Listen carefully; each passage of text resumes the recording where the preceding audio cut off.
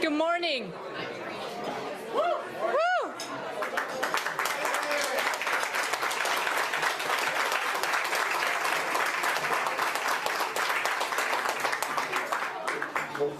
Welcome and thank you for coming this morning. I want to start out by acknowledging that we're gathered on treaty and traditional territory of the Haudenosaunee, the Wendat, and the Anishinaabe, including the Mississaugas of the Credit First Nation, on lands protected by Dish with One Spoon, Wampum Agreement. Hi everyone, I'm Doly Begum, your NDP candidate for Scarborough Southwest.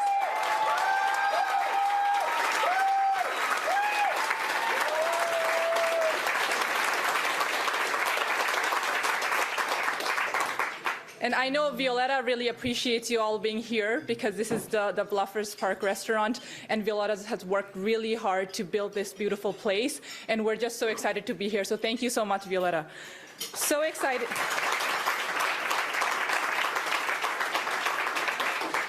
So excited to be also here with Frontline Heroes, talking about how we can fix what matters most with our leader, Andrea Horwath, who's going to be Premier of Ontario on June 2nd.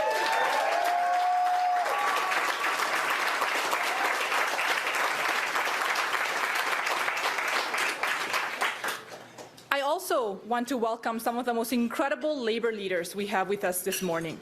The people who are standing shoulder to shoulder with Andrea Horwath to lead the march towards a better life for all working people. Please welcome Patty Coates, President from the Ontario Federation of Labour.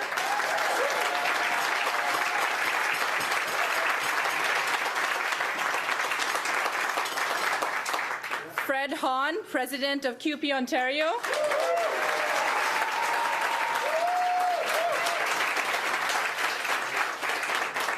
John Dinino, I apologize, President of ATU Canada.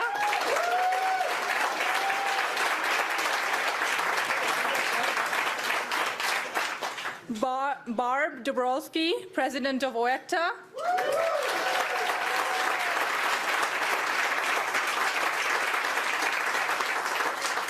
Martha Radway, VP OSSTF.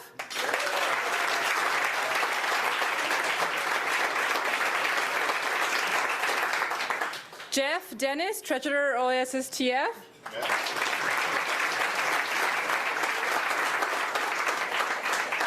Haysam Hulis, Executive Officer OSSTF.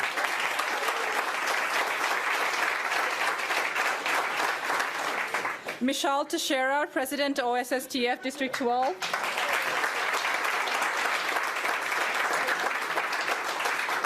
DJ Sanderson, VP ONA.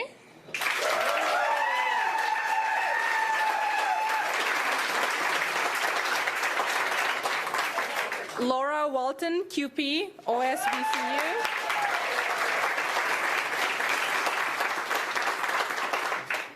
John Weatherup, President QP 4400.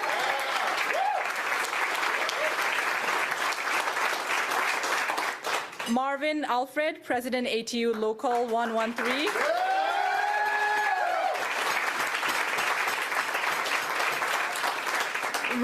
Rob Cormier, President ATU Local 1587.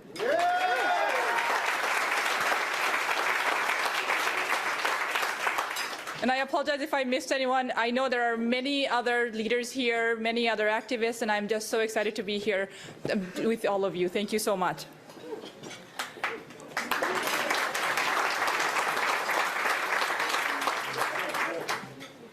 Friends, sisters, and brothers, past 2 years have been extremely tough. Scarborough amongst the hardest hit, and we've had to fight really hard for Scarborough.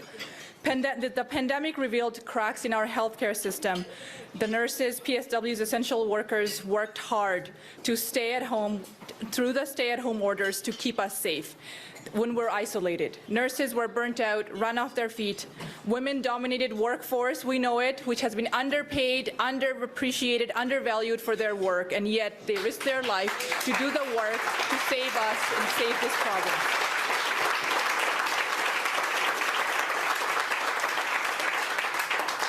We also know that we had been the province where the kids were out of school the longest in North America, and then packed into overcrowded classrooms in crumbling schools.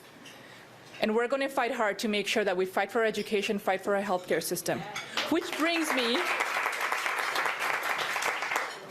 me to our next speaker. Please join me in welcoming a lifelong educator and community leader fighting for a brighter future for our kids, Felicia Samuel, our NDP candidate for Scarborough Rouge Park.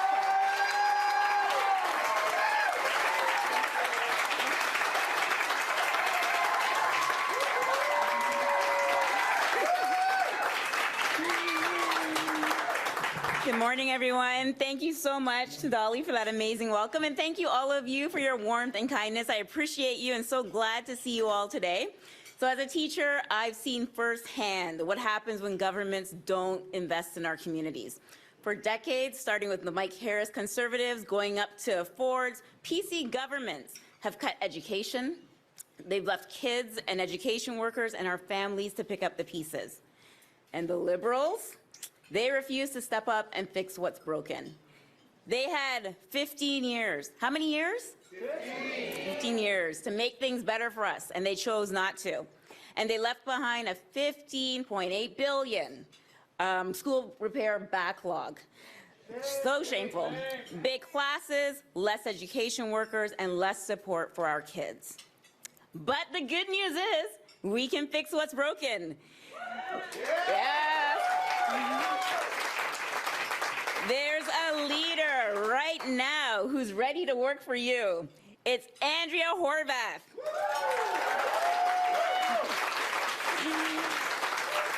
And she is the only leader who has a plan to make life easier, a plan to work for you. And I know when we went to a barber shop together back in February, I always tell this story because it always makes me smile. We went to see the head barber there, Jude, and he said to Andrea, "Andrea, you're a fighter. I always see you on TV fighting for us. Thank you so much for being there for us during the pandemic." And I just saw how he lit up, having Andrea there and seeing that she was on the ground in our riding of Scarborough Rouge Park and representing Scarborough and just being there for us. And this is an example of why we need Andrea right now. People are tired of playing ping pong between Liberals, PCs, and they're coming together behind Andrea. And with more than 20,000 volunteers across Ontario, we've raised over $5 million in 2022 so far. That's something to clap about. And education workers, young people, families know we cannot afford another 4 years of a premier who just works for his rich buddies. Very shameful. So now it's time to come together and to elect a premier who works for you. And without further ado, welcome Andrea Horwath.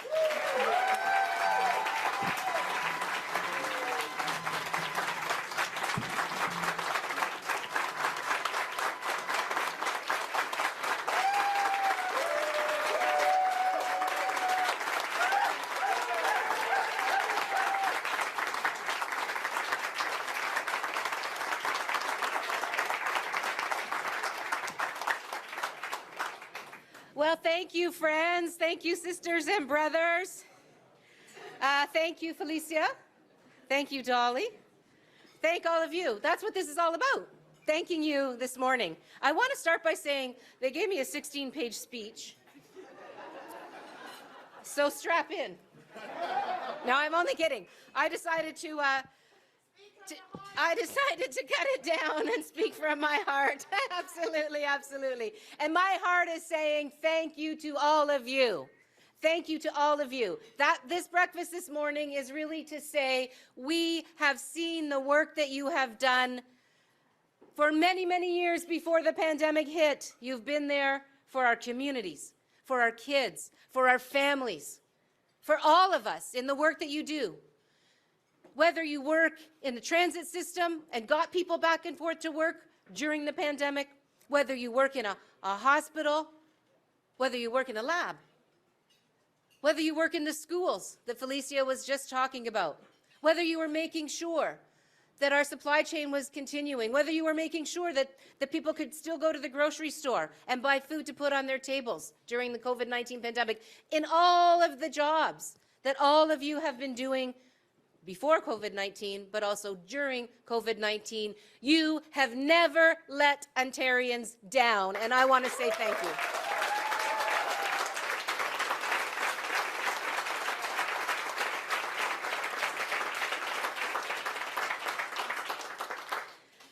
And we know what COVID threw at us.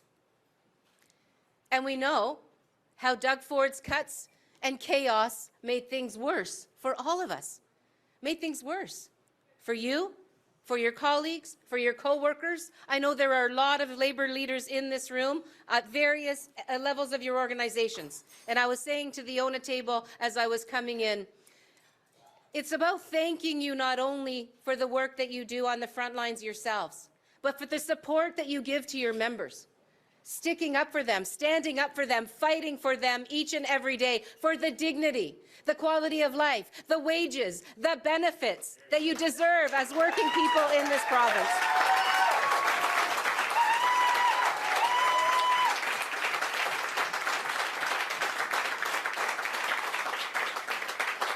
So thank you.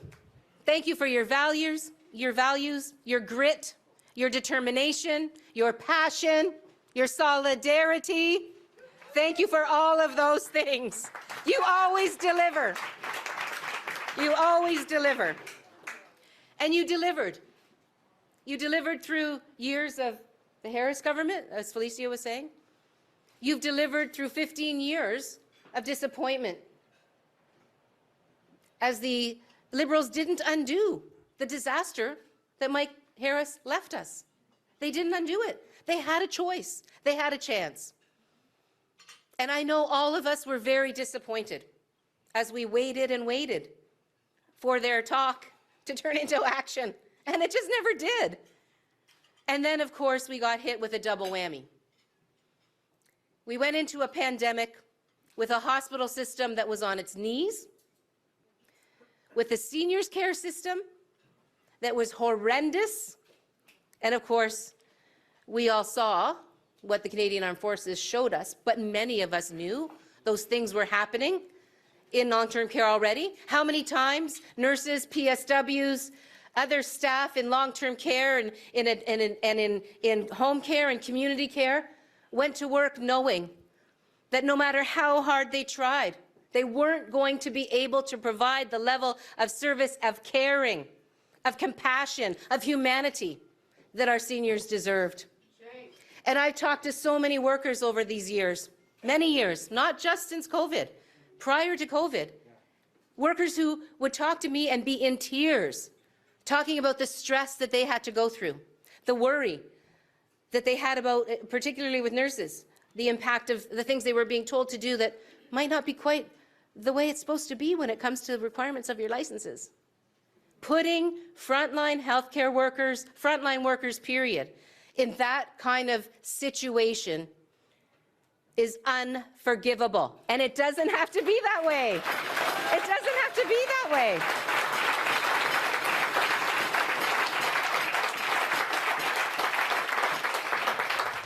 And we know that the same things are happening when education workers and caring adults, teachers and others, educational assistants and other support workers in schools are watching as the kids aren't getting what they need in terms of support. Who on earth, during a pandemic, cuts education? Doug Ford does. Doug Ford does. And we know that there was almost an $18 billion, or a $16 billion rather, backlog in school repairs. People were going to work in the schools when there was no heating in the winter. Kids were at desks with coats on and mittens. Well, that was before Doug Ford got elected. That was after years of a Liberal government that disrespected education workers. And we all remember Bill 115. And now we're all living with Bill 124. Right?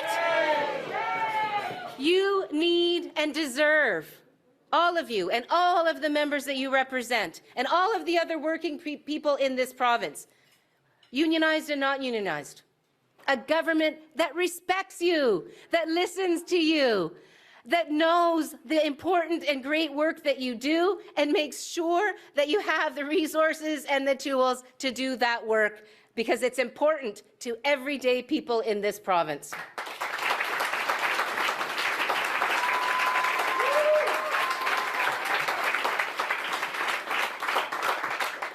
And we know what that looks like. It doesn't look like squeezing education budgets and hospital healthcare budgets. It doesn't look like that. It doesn't look like cutting education during a pandemic, refusing to put the iron ring around long-term care that you promised.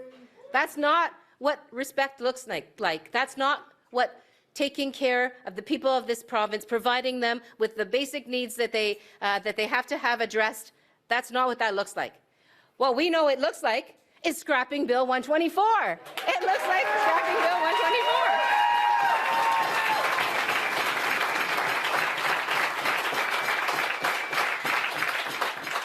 It's electing a government that listens to you, that collaborates with you, that works with you and doesn't work against you. That's what it looks like. It looks like making sure we have good faith bargaining when it comes to working with you to fix the things that are broken in Ontario.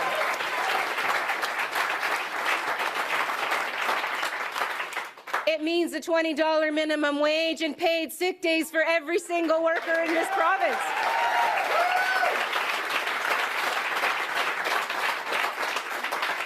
It means safe workplaces, decent benefits, pensions.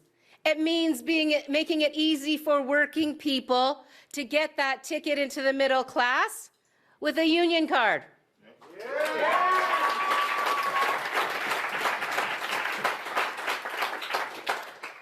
More good jobs that pay the bills, more respect for working people. That's what we can do. That's the good news, right? The good news is that's exactly what we can do.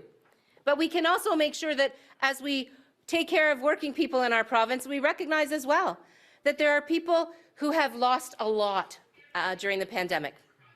And I think not only about, I think I hear my voice over there somewhere. And we think not only about all of the losses that you've all seen and that we've all seen. There's been a lot of tragedy. We've seen a lot of people lose their businesses. A lot of people lose their jobs, their income, their careers. You know, when I go out around the province throughout this campaign, the number of people that talk to me about mental health, almost every single day, a young person talking about their own mental health, talking about their peers at school and how worried they are about them. The number of moms that have approached me. A number of aunts, like people's aunties, approach me to talk about their nieces and nephews and how worried they are about them. We can fix that. We can make sure people have access to mental health services with their OHIP card, not their credit card. That's what we can do for the people of Ontario.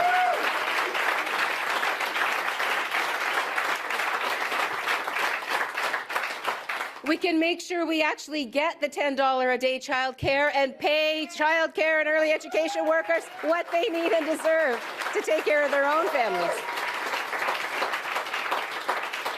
We can stop fighting midwives and make sure we have pay equity in the province of Ontario. We can increase the wages of PSWs and every single worker that should be able to earn a living wage, a decent wage, a wage that pays the bills for the great work that they do for us. That's only the first page. How do you like it so far? I hope my voice holds out. But just imagine that. Imagine how different Ontario would be if we actually could fix the things that matter most to people. They matter to all of us, but they matter to everyone else out there too. There's nothing that I have said so far where you would get a negative head shake on these things. We all know. And you know what's frustrating, I think, for all of us? Is that people are losing hope. They're losing hope. They're bouncing back and forth between Liberals who didn't fix the things that they should have, in fact, broke many of the things that we're dealing with now, and conservatives who have no intention of ever fixing them, who are only going to cut more and hurt people more. And that's why we're saying this time, let's do it differently. Let's get behind the team that has the chance to defeat Doug Ford and fix the things that matter most to people.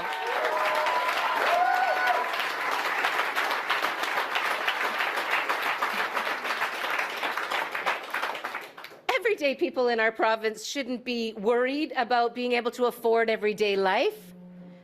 We need rent controls in the province of Ontario. We need to address the affordable housing issue. We need to make sure young people can start to still have their, can go back to having their dreams, I guess I should say that. Go back to having their dreams of owning their first home. How many young people I've talked to who have said they've given up? They just know they're never going to be able to own their own home. They can barely pay the rent, let alone save up. But even those that have been saving up for years and years. I met a guy who has a great job, and he said his partner has a great job too, and both of them make a decent amount of money, but they have decided, after saving for about 10 years now, it's not going to happen for them. They are not going to be able to ever afford their own home. And we know that people are moving very, very long distances to try to find a place that they can afford. They're leaving their families behind, their communities behind, where they were raised, where the places that they love, their home base. They're leaving them behind to try to find a place that's affordable for them to set down roots. I talk to young people who tell me they have decided that they can't afford to start a family. They can't afford to start a family. They're dealing with debt from college and university, post-secondary debt. They're dealing with prices that are out of control. They're dealing with rents that they can't afford. A lot of them are still in their moms and dads' basements at the age of 30, which is bad for those kids and it's bad for those parents. It's bad for everybody.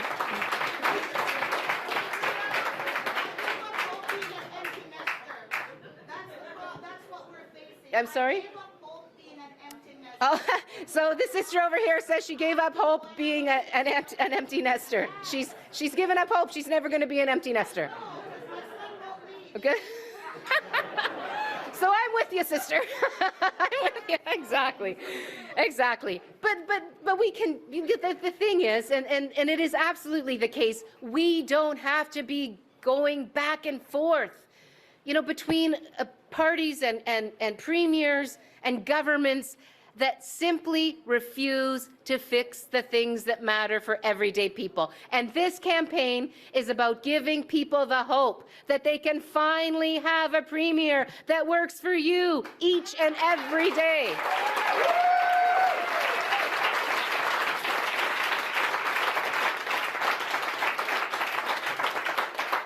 That makes sure our parents and grandparents can stay home, our loved ones as they age, for as long as possible, with the supports that they need to give them quality of life, dignity in their aging, the supports that they deserve so that they don't get stuck in a hospital bed, trapped in a hospital bed. That's how seniors describe it now, that they get trapped in a hospital bed.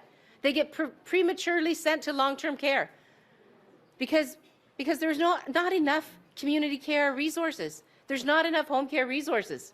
We can fix that. We can make sure our loved ones are able to get that quality care that they deserve, not watch all of the things that they've done in their lives just be stolen away from them in their golden years. That shouldn't be happening, and we can fix it for sure. You know what else we can fix? We can fix our schools. We can make sure our kids have the best public education system in the entire world.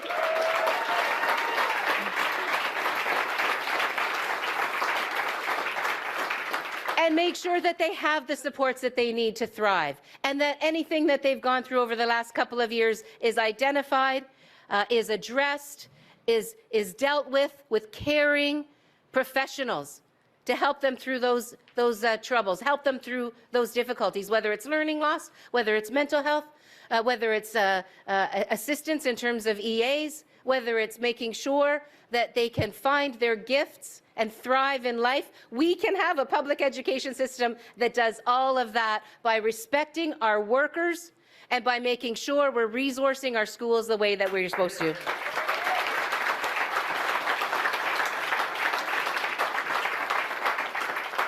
But you know what else we can do? We can make sure that every single one of our neighbors, our friends, our community members, never have to worry when they're walking down the street that their hijab is going to be torn off and they're going to be taunted and insulted because of their faith. We can make sure that as people enter their masjid, their mosque, enter their gurdwara, their synagogue, that they don't have to be looking behind their back to see who might be coming in the door. We can fight Islamophobia, anti-Semitism, anti-black racism, anti-indigenous racism, sexism, homophobia. We can make our communities not only a safe place for everyone, but a welcoming place for everyone, a thriving place for everyone, a secure place for everyone. That's what we can do. I know that we have some big goals, but the important thing to know is that they're achievable goals. They are achievable goals. We can get these things done for people.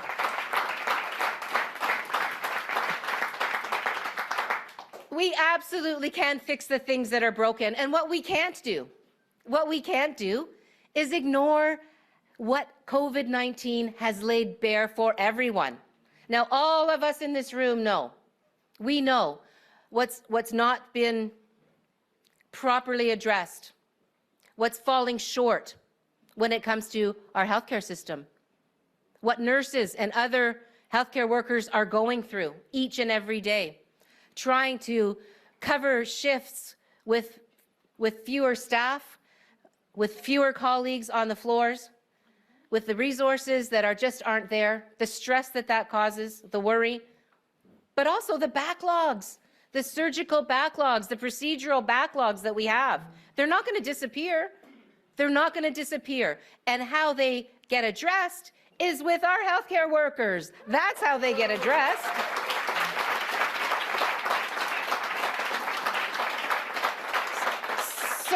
So we have an obligation and a responsibility, whether it comes to our healthcare system, our education system, our transit systems, whether it comes to any of the people, all of you, the essential workers on the front lines before the pandemic, during, and now. We have to come together. We have to come together, show everyone in this province that the gaping holes that COVID-19 unveiled will not be ignored by an NDP government.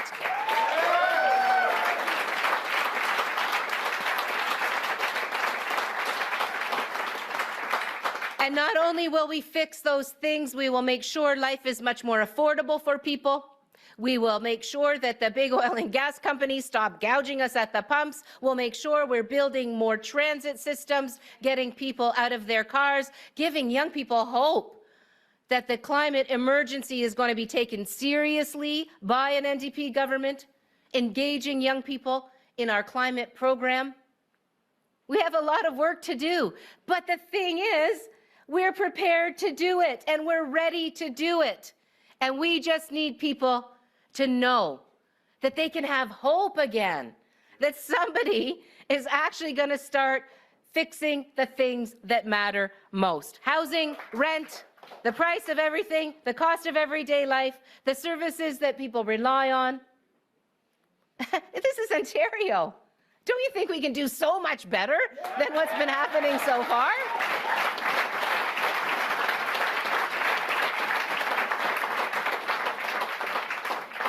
So my message to you, my friends, is we have a couple of days left. We have a couple of days left to get out there and spread that hope. Show people that we can fix the things that matter to them. Show people that they can have a province where they don't have to be cynical anymore, right? where they can have hope again, where they know that a government isn't in it for developer buddies, isn't going to be building huge highways to big mansions that nobody can afford because somebody's stuffing their pockets with lucrative donations and who knows what else. Right?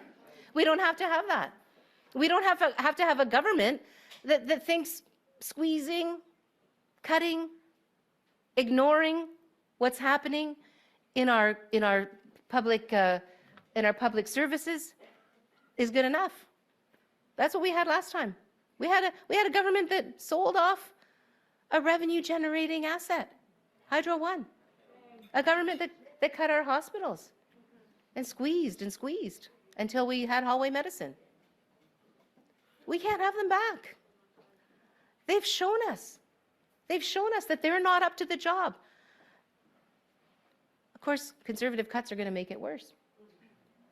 So we have a very important job to do. We can fight. We can fight every single day between now and June 2nd, and we can let people know that, yes, we can fix it. We can fix what is broken.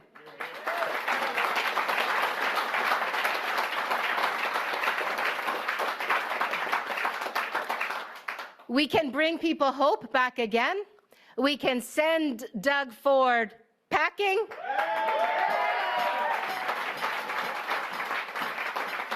We can fix what the Liberals wouldn't fix and what Doug Ford won't fix. And the way to do that is to come together behind the NDP this time, show Doug Ford the door, fix the things that that matter to people, and have a premier that is always working for you, always working for working people, because that's the premier that's standing right now in front of you asking for that job.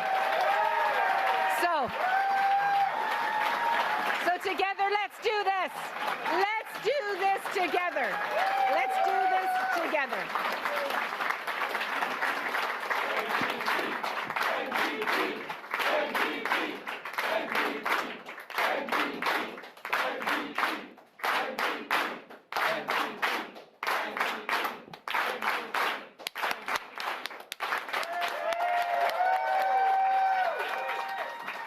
Thank you all. Thank you all from the bottom of my heart. Thank you all. I just want to start by saying thank you not only to all of these fantastic working people behind me, but for all the essential workers that showed up today to be celebrated and to be thanked and to be assured that we can fix the things that matter most and make sure Ontarians have hope for the future again. So thanks all for being here. Very much appreciate it. I'll take questions that folks might have. So we'll move to on-site questions first. We'll just ask journalists to line up at the mic. First question comes from Chris Rashowi from the Toronto Star. Hi there.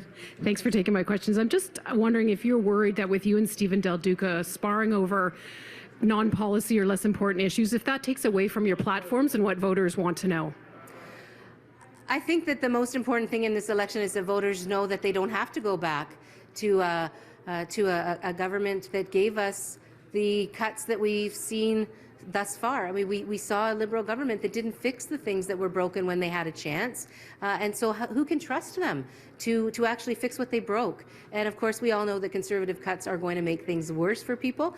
And so what I'm focusing on is letting people know they don't have to choose between, you know, a government that's disappointed them, a government that's going to make more cuts and hurt even more. Instead, they can have a premier that works for them each and every day. And that's what I hear on the doorsteps as well, or in the communities where I spend time. In this last leg of the campaign, people want hope. They want hope that they can finally elect a government that's going to do the things that they want to see done with their healthcare system, their education system, their seniors care system, and make life more affordable. And in light of what we saw and heard yesterday, I mean, is the name calling necessary? Is that mudslinging necessary? Do you worry in the end that this will benefit Doug Ford? What we know for sure is that 6 or 7 out of 10 Ontarians don't want to see Doug Ford in the Premier's chair again. And I'm asking people to come together this time. Come together this time because the NDP has the best shot of defeating Doug Ford. And we have the plan that will really fix the things that matter most to people. And again, I just want to assure Ontarians, you can have hope. The other guys will tell you that you shouldn't have hope. I disagree. You can have hope. We can fix the things that are broken, but to do that, to be successful in making sure Doug Ford doesn't get a second chance at more conservative cuts and privatization in our healthcare system, go out and vote NDP this time. So we'll move to next question, Liam Casey with the Canadian Press. Hi, Liam. Morning, Andrea. Public sector contracts are subject to provisions of Bill 24 for a 3-year period. So won't most of the next round of contract negotiations be free of that bill? So would this repealing it be more of a symbolic move? There's nothing symbolic about letting working people know that they can have a government that respects their collective bargaining rights. The Liberals wouldn't do it with Bill 115. They attacked teachers. The Conservatives are attacking so many other frontline workers, healthcare workers, and others. It doesn't have to be that way. So I am going to scrap Bill 124, and I am going to make sure that there's a respectful bargaining environment for all workers that provide the things that people rely on to help them build a good life. And whether that's hospital care, whether that's community care, whether that's work in our labs, in our many provincial services that people rely upon in communities around the province. These working people deserve a fair shake. All working people deserve a fair shake, and you can all have a premier that's prepared to do that work, to be respectful and make sure you get a fair shake. Thank you. And would you look to provide any sort of retroactive compensation to public sector workers for the 3 years that their wages were constrained under Bill 124? It's something, Liam, that's a really great question, and it's part of the bargaining process. You can't pretend that these last couple of years haven't actually meant wage cuts for these working people. It has. With inflation running as high as it has been, obviously these folks have taken cuts. They've taken cuts to their wages, and life has become harder for them as well. So all of those things will absolutely be part of the conversation. But just like I won't dictate a cap on their wages, I'm not going to presuppose what these working folks are going to want to put on a bargaining table. But what I will do is bargain with respect and in good faith, and they haven't seen that in this province in a very long time. So we'll move to questions on Zoom. First question comes from Lisa Shing from CBC. Hi, Lisa. Hi there, Andrea. Just a quick question. Stephen Del Duca this morning didn't directly answer when he was pressed about whether his former candidate, Audrey Festerica, legitimately got those signatures. Didn't give examples of personal attacks either. I'm wondering what you make of that. Mr. Del Duca is going to have to explain to Ontarians why he thinks he can lead this province when he's not prepared to show leadership as a person vying for the job. You have to admit when you're wrong. You have to take responsibility for things that come to light that you should have been dealing with more appropriately. That's what people expect, and that's what people deserve. You'll have to find out from Mr. Del Duca why he doesn't think that that's necessary, but I do. And just following up on that, it seems like lately the NDP and the Liberals are really focused on each other. Do you see the writing on the wall? Are you and the Liberals fighting for second place at this point? Oh, on the contrary. What I'm saying to Ontarians is your best shot to unseat Doug Ford in this election is to get behind the NDP. The NDP is your best shot. Mr. Del Duca doesn't have a candidate running in every single riding. As you know, we have had 40 MPPs in the last session as the official opposition. We came either first or second in 100 of the 124 ridings in this province. So with 40 seats, that means that we have a great opportunity in many of those ridings to go over the finish line first this time, where we came second last time. And I'm asking people who may have voted Liberal in the last election, This time, the way to get rid of Doug Ford is to vote NDP. Make sure that we are able to take those seats where we came second to the Conservatives. The vote for the NDP this time will get you a government that'll fix the things that matter most to you. And I think we all have a responsibility to reflect on how COVID-19 has shown us that those things desperately need to be fixed. Next question comes from Richard Southern from City News. Hi, Andrea. Richard. Good morning. I'm wondering how you personally felt when you heard Mr. Del Duca yesterday saying the NDP is out there attacking women every single day. How did that? What did you think when you heard that? Well, I thought it was the height of arrogance for Mr. Del Duca to say what he said, it was not. I guess it wasn't so much shocking as it was extremely disappointing and confusing. I just don't get it how he thinks that was an appropriate way to deal with the failures of his own party and his own leadership. He is the person that put that candidate in the position she was in. It was his decision to engage in electoral fraud, in fraudulent filing of papers for her candidacy. And she's the one that took the brunt of it. And for him to turn around and suggest that somehow it was sexist of me and my team to call him on fraudulent behavior, I don't know, Richard. I didn't see the clip of Mr. Del Duca's press conference until much after I made my remarks yesterday afternoon. When I saw them, I couldn't understand at all what he was trying to do. But what I can tell you, it was a slap in the face to every woman that has experienced sexism at work or in the community or in everyday life, something Mr. Del Duca will never have to face. Thanks for expanding on that, Andrea. On another note, I know you just said the NDP, in your words, is the only party that can defeat Doug Ford. But, you know, a lot of people have talked to me about, hey, why didn't the NDP and the Liberals work together more closely to unseat the government? Are people wrong for thinking that and wondering about that, Andrea? One of the things, Richard, that I'm going to do is respect the decision of the people of Ontario when they make it on June 2nd. But it's my job between now and then to let folks know that the disappointment that they've had over the years, the frustration that they continue to have over never seeing things get better, regardless of which Liberal or Conservative government is in office, the fact that life just keeps getting harder and harder for them and the services that they rely on become less and less reliable, whether it's under Conservatives or whether it's under Liberals, they don't have to keep going back and forth and continue to be disappointed. This time, let's get together and let's vote for a premier that is going to work for you, not for buddies, not for political insiders, but for you, to fix the things that you've been telling me are your priorities, the things that matter most to you, because they matter to me too, and they matter to Ontarians in every part of this province. So this time, let's do it. This time, let's do it.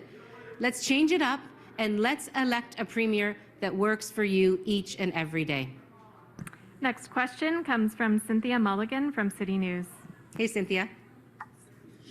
Hi, Andrea. You seem to be feeling better. This isn't my question, by the way, but you just seem to be feeling better. I am. I'm feeling a lot better. I'm feeling, well, I'm feeling 100%, maybe 110, because I'm back out on the hustings. Okay. Question for you about the polls. And I asked Mr. Del Duca a similar question this morning. So the polls are suggesting Doug Ford has a strong majority. And yet both the Liberals and the NDP are suggesting that they can beat Doug Ford. Are we being fed rainbows and unicorns here? Oh, absolutely not. But what I can assure Ontarians is you can have hope, that you can have a government that is actually going to be working for you and making sure that the things that you care about are fixed.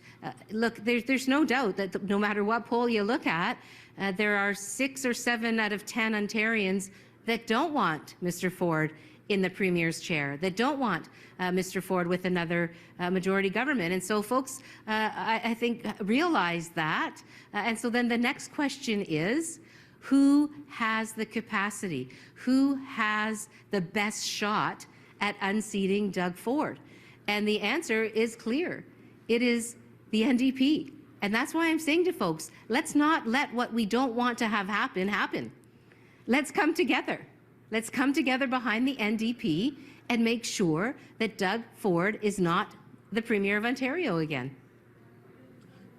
Do you believe polls? Do you take them seriously at all? Or do they help form your strategy? How seriously do you take polls? And please don't say the only poll that matters is election day. You've heard that lots of times, I suppose, eh, Cynthia? You know, but really, when I look at polls, that's the information that that I think is the most hopeful for Ontarians. The thing that's the most hopeful for Ontarians is that the majority of Ontarians don't want to see Doug Ford in the Premier's chair. So then the question becomes, how do we get together to make sure that doesn't happen? And so not only can we make sure that doesn't happen, but we can make sure it doesn't happen and you end up with a government that isn't, you know, that isn't going to be disappointing, that's not going to sell off Hydro One, that's not going to bring you hallway medicine, that's not going to fire nurses, that's not going to go after education workers and teachers. You know, this is what this election at this moment in time is. And I say that because right now we're coming off of devastation that people have faced for over 2 years with COVID-19. And COVID-19 has laid bare just how broken so many things are in our province. And when I talk to people on the campaign trail, when I talk to, I said this in my speech, when I talk to mums and dads, when I talk to young people about their own mental health, about the mental health of their peers, parents, about the mental health of their kids. I met a woman who approached me we were doing a press conference on education cuts, and particularly on the physical repairs that are necessary in our schools. And a woman approached me after that conversation, after our press conference, and she was in tears. And she wanted to talk to me about what her family is going through, what her nephew is going through, and how his mental health needs have not been met, and how his only hope, or the only light he could see, is self-medication, and how that's led to an addiction, and how his family, his aunt, his parents, his sisters and brothers are worried that he's not going to make it. That shouldn't be happening in Ontario. That young person should have gotten the mental health supports that he needed to avoid the spiraling that has happened in his life. I met a young person in Brampton, not the same story, but the same kinds of circumstances. Was bullied in school. Brendan was bullied in school as a child, never got any support. Went through his entire school years, grade school, high school. By the time he became an older teenager and a young adult, he was choosing to die by suicide. That shouldn't be happening in the province of Ontario. We need to make sure people have access to mental health care with their OHIP card, not their credit card. We need to give families and young people hope for the future, that we can give their kids a fighting chance at building a great life in this province, just like most of us were able to do. Next question comes from Jack Howen from QP Briefing.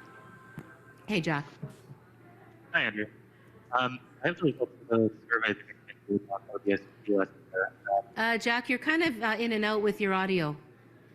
Jack, we'll come back to you in a moment if you wanted to adjust Can you hear me okay? Is this better? Yeah, much. Okay, sorry about that. It's okay. I have the results of a survey the government did on ODSP, and it seems like lots of people are feeling like the service isn't timely, it's hard to access, they're not treated with respect. I know you're planning on raising the rates, but do you think the program needs a broader overhaul? Oh, Jack, absolutely. And this is something I've been saying for some time now, and it's part of our plan. In fact, when you look at our plan, it talks about raising rates. And of course, you know, we've made the commitment for the 20% increase immediately and the doubling of the rates next year. And our plan talks about lifting people out of poverty. That's what's in our platform. But it's not just about the rates. It's about making sure there's a supportive Ontario Disability Support Program that actually supports persons with disabilities and gives them the chance to live their fullest life. That's what an Ontario Disability Support Program should and will be with an NDP government. Thanks. Do you have a follow-up, Jack?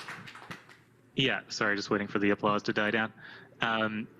So Doug Ford spent all day yesterday campaigning in Hamilton, where you're heading this afternoon, instead of to ridings that your party is trying to pick up.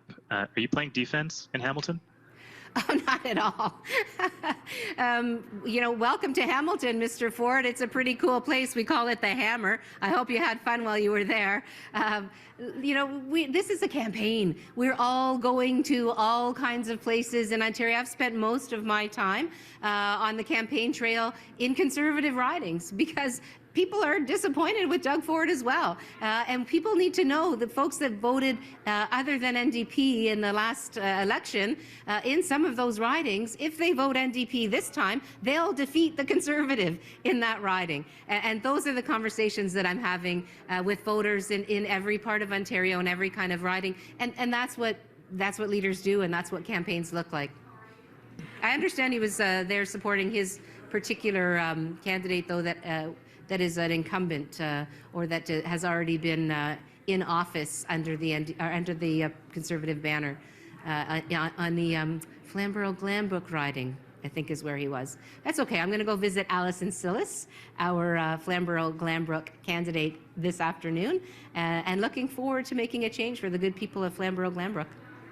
Next question comes from Sean O'Shea from Global News. Hi, Sean.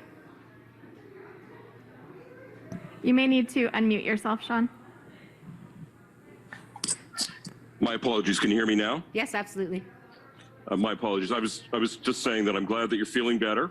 And I apologize if a question was asked by one of the in-person journalists earlier.